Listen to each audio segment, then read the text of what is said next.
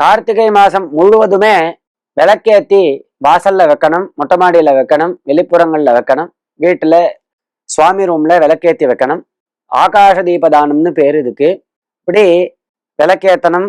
அதுலயும் விசேஷமாக இந்த தீபத்திருநாள் அப்படின்னு சொல்லக்கூடிய கார்த்திகை மாசம் பௌர்ணமி ரொம்ப விசேஷம். தீபத்திருநாள்னு கொண்டாடப்படுறது. இந்த தீபத்தை ஏத்தி அகல்லையோ அல்லது பித்தளை, வெள்ளி போன்ற உலோகங்கள்லையோ தீபத்தை ஏத்தி நல்ல சுத்தமான திரி போட்டு நல்லெண்ணெய் ஊத்தி அல்லது நெய் ஊற்றி தீபங்களை ஏத்தணும். தீபத்தை ஏத்தி வாசல்ல கொண்டு போய் வைக்கணும். இப்படி வைக்கிறச்ச சொல்ல வேண்டிய ஸ்லோகம் இருக்கு. கீட்டாஃப் பதங்காக மசகாஷ்ச விரக்ஷாக ஜலே ஸ்தலே ஏ விசரந்தி ஜீவாக திருஷ்டுவா பிரதீபம் நச்ச ஜன்மபாகினஹ பவந்தி நித்யம் ஸ்வபசாகி விப்ராக.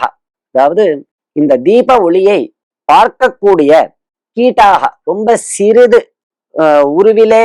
சிறிய உருவிலே இருக்கக்கூடிய பூச்சிகள், புழுக்கள், தண்ணீரில் வாழும் பூச்சிகள், தரையில் வாழும் பூச்சிகள், பறவைகள், கொசுக்கள், மரங்கள், அந்தணர்கள், பாமரர்கள், இப்படி அனைவரும் திருஷ்டுவா பிரதீபம் நச்ச ஜன்மபாகின இந்த தீப ஒளியை பார்த்த மாத்திரத்தில் அவர்கள் உயர்வான நிலையை அடைய வேண்டும்.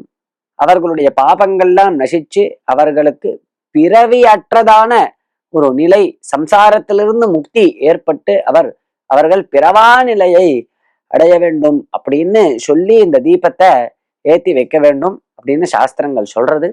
ரொம்ப உயர்வான ஒரு நோக்கம். இப்படி பண்றதுனால நம்மளுடைய இருள் விலகுகிறது. மற்றும் இன்றைய தினத்துல கோவில்கள்ல சொக்கப்பானை கொளுத்துறது அப்படின்னு ஒரு உற்சவம். வாசல்ல சாயங்காலத்துல சொக்கப்பானை பெருசா ஏத்தி கொளுத்துவா. அதை போய் தரிசனம் பண்ணணும் அவசியம். சொக்கப்பானை வீட்டுல தீபத்தை ஏத்தி வச்சுட்டு கோவில்ல போய் சொக்கப்பானை தரிசனம் பண்ணணும். அந்த சொக்கப்பானை எரியரிச்ச அதுல குங்குளியம் போடுறது அப்படின்னு சம்பிரதாயம். அதுல அந்த குங்குளியம் போடுறதுக்கு ஒரு ஸ்லோகம் இருக்கு.